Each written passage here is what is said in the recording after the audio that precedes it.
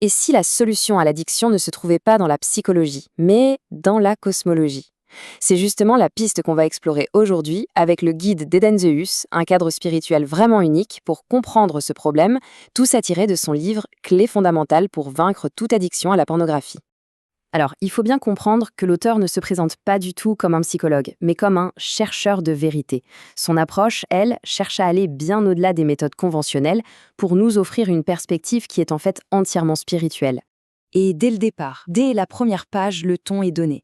Cette dédicace, elle pose la base de tout le livre. La lutte contre l'addiction, ce n'est pas juste une question de volonté, non, c'est une véritable bataille spirituelle qui exigerait une connaissance cosmique. Ok, alors plongeons dans le vif du sujet. Ce qui est assez surprenant, c'est que le texte ne commence pas avec des conseils pratiques, pas du tout, mais avec une question vraiment fondamentale sur notre rapport à la connaissance. Donc, d'après lui, la racine du problème, elle n'est pas comportementale. Ce serait plutôt un refus ou une ignorance de ce qu'il appelle la vraie connaissance spirituelle. L'addiction ne serait finalement qu'un symptôme de cette lacune. Et du coup, la solution qu'il propose est assez unique. Il ne s'agit pas de changer un comportement, mais de se souvenir, se rappeler de l'origine de la vie, du but de chaque créature dans le cosmos. C'est en quelque sorte un voyage de retour vers notre propre essence. Bon, mais alors, comment est-ce qu'on en est arrivé là? Eh bien, le livre présente un diagnostic spirituel. L'addiction moderne ne serait en fait que le symptôme d'une décadence bien plus ancienne qui aurait commencé il y a très, très longtemps. L'idée centrale, c'est que l'acte addictif en lui-même n'est pas le vrai problème. La cause profonde serait une ignorance spirituelle, une sorte de déconnexion de notre vraie nature et de notre but, et face à ça, la volonté seule ne pourrait pas grand-chose. Pour nous expliquer tout ça, le livre nous emmène dans une vaste fresque cosmique. On part du souffle de Dieu qui initie la création, puis on passe à l'émergence de la vie, à une densification de la matière, jusqu'à arriver à ce qu'il nomme la grande chute, le moment où l'humanité se serait éloignée de sa pureté originelle. Et l'auteur va même jusqu'à identifier un point de bascule très précis pour cette corruption, la chute du principe féminin. C'est de là, selon ce texte, que viendrait une grande partie des déséquilibres qu'on connaît aujourd'hui. Là où ça devient vraiment fascinant, c'est la façon dont le texte relie cette chute spirituelle très ancienne à une industrie, elle, très moderne. En surface, d'un point de vue purement terrestre, on pourrait voir ça comme un simple acte biologique, une histoire de plaisir centrée sur le cerveau, le système nerveux.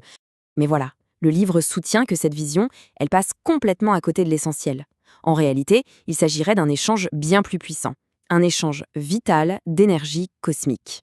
Et c'est là qu'on arrive à ce que l'auteur appelle carrément l'arnaque. Pour lui, cette industrie se fait passer pour une réponse à la quête de notre autre moitié, mais en réalité, elle ne ferait qu'exploiter et détourner complètement cette quête sacrée. Alors, comment est-ce qu'on peut contrer cette arnaque?